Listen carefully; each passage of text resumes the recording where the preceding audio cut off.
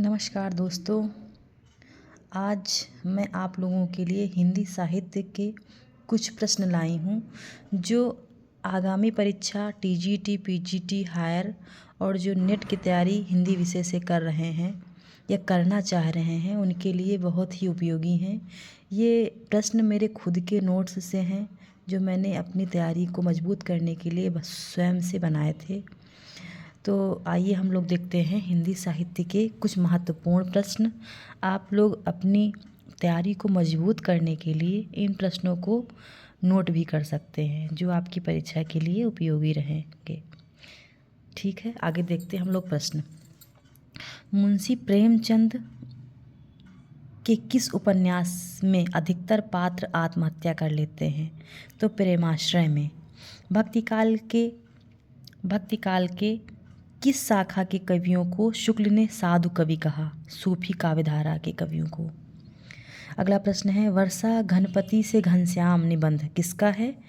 तो ये हजारी प्रसाद द्विवेदी जी का है। अगला प्रश्न है, एक आँख बड़ी बला है, इसका आना जाना उठना बैठना सब बुरा है, तो किसका कथन है ये बालकृष्ण भट्ट अर्थात भट्ट जी का है।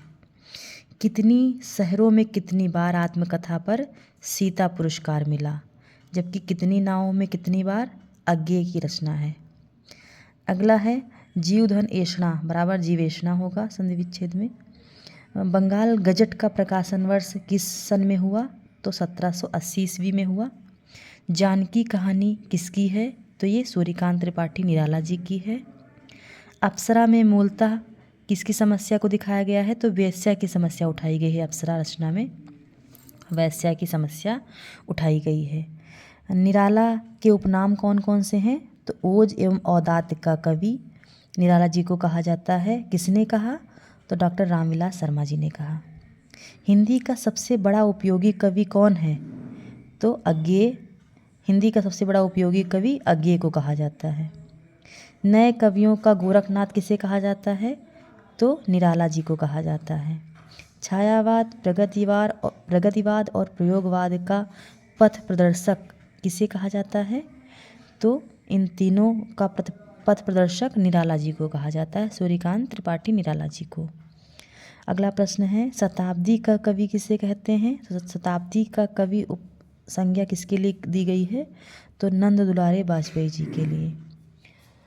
मुक्त छंद का प्रवर्तक निराला जी को कहा जाता है। संवेदनशील इंद्रिय बोध का कवि किसे कहा जाता है? तो ये पंत जी को कहा गया है। तीव्र इंद्रिय बोध का कवि किसे कहा गया है? तो गजानन माधव मुक्तिबोध जी को कहा गया है। ये सारे प्रश्न आगामी परीक्षाओं के लिए बहुत ही उपयोगी हैं। आप लोग इन्हें अपने नोट्स में तैयार करते रहें और इन्हें याद कर डालें। आज के लिए बस इतना ही। धन्यवाद। अगली प्रश्नों की श्रृंखला कल जारी रहेगी, हिंदी विषय के ही।